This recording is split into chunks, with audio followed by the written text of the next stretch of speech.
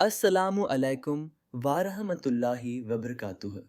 मेरे प्यारे भाइयों और बहनों, आज के इस वीडियो में हम कुरान की सबसे महान सूरह सूरह अल फातिहा के बारे में बात करेंगे।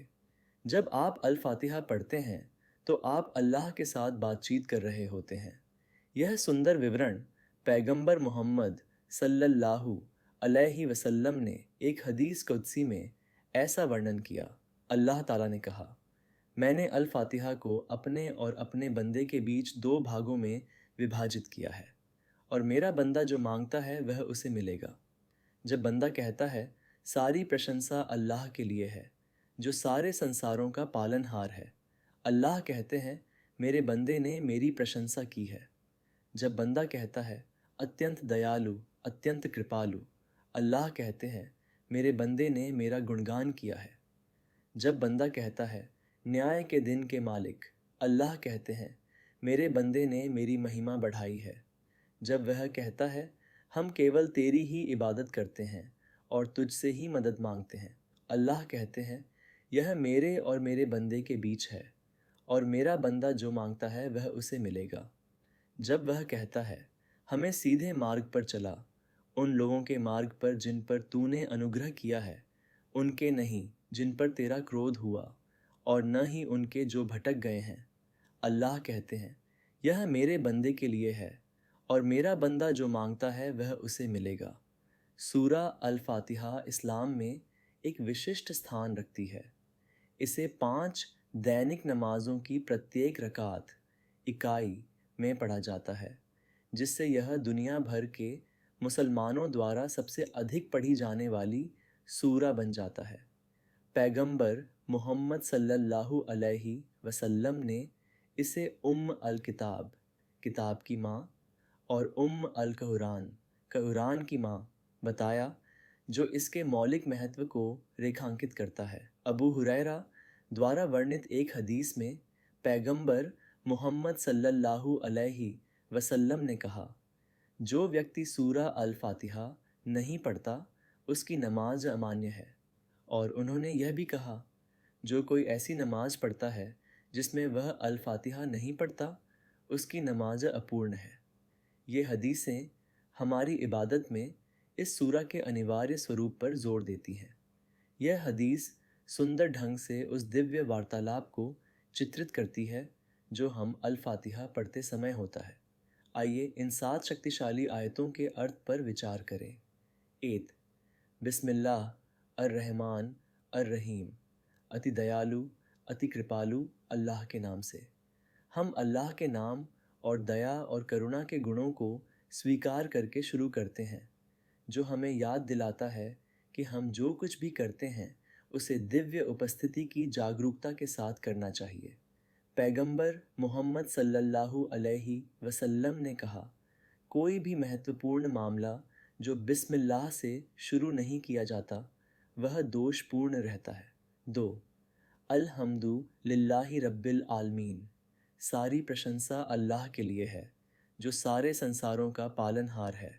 यह आयत कृतज्ञता को हमारे आधार के रूप में स्थापित करती है और अल्लाह को सभी क्षेत्रों में सभी अस्तित्व के पालनकर्ता के रूप में मान्यता देती है। 3, अर रहमान अर रहीम, अत्यंत दयालु, अत्यंत कृपालु।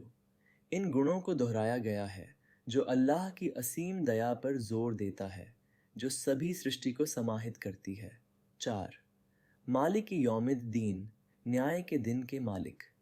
यह हमें उस जवाबदेही और अंतिम न्याय की याद दिलाता है जो हम सभी का इंतज़ार कर रहा है, जो दया के हमारे समझ में संतुलन लाता है। 5, इय्याका नअबुदु व इय्याका नस्तईन, हम केवल तेरी ही इबादत करते हैं और तुझसे ही मदद मांगते हैं।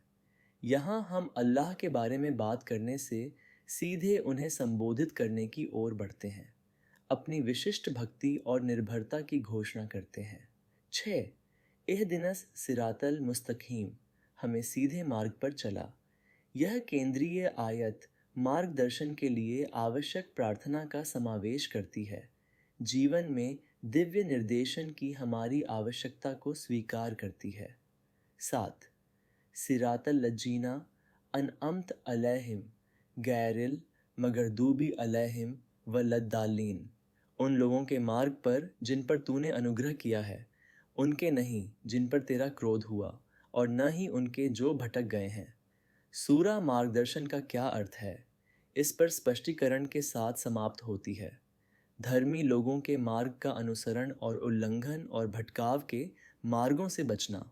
अबू सईद अल खुदरी द्वारा वर्णित एक हदीस में पैगंबर के एक साथी ने एक जनजातीय प्रमुख का इलाज करने के लिए सूरा अल फातिहा को रुक्या आध्यात्मिक उपचार के रूप में इस्तेमाल किया था, जिसे बिच्छू ने डंक मारा था।